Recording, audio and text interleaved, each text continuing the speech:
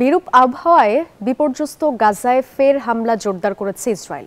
যুদ্ধবিরতির মধ্যেও রোববার দখলদার বাহিনীর হামলায় ৩ জনের প্রাণ গেছে। পশ্চিম তীরেও গুলিবিদ্ধ হয়েছেন একজন। এমনকি ফিলিস্তিন রাষ্ট্রের অস্তিত্ব থাকবে না বলে হুঁশিয়ারি দিয়েছেন ইসরায়েলি প্রতিরক্ষা মন্ত্রী। তবে বরাবরের মতো স্বাধীন ফিলিস্তিন রাষ্ট্র গঠনে নিজের প্রত্যয় ব্যক্ত করেছে হামাস।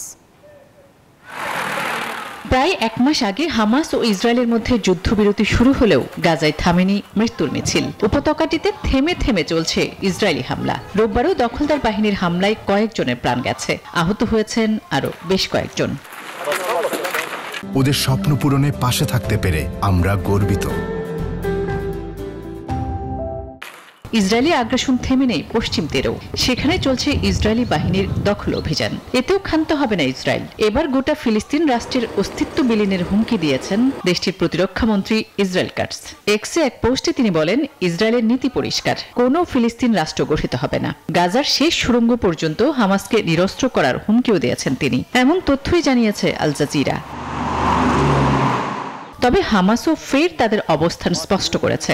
সাফ জানিয়েছে, স্বাধীন ফিলিস্তিন রাষ্ট্র প্রতিষ্ঠায় অঙ্গীকারাবদ্ধ তারা। এই লক্ষ্য অর্জিত না হলে তারা কখনোই নিরস্ত্রীকরণের ইসরায়েলি শর্তে রাজি হবে না। আসমা তুলি, নিউজ 24।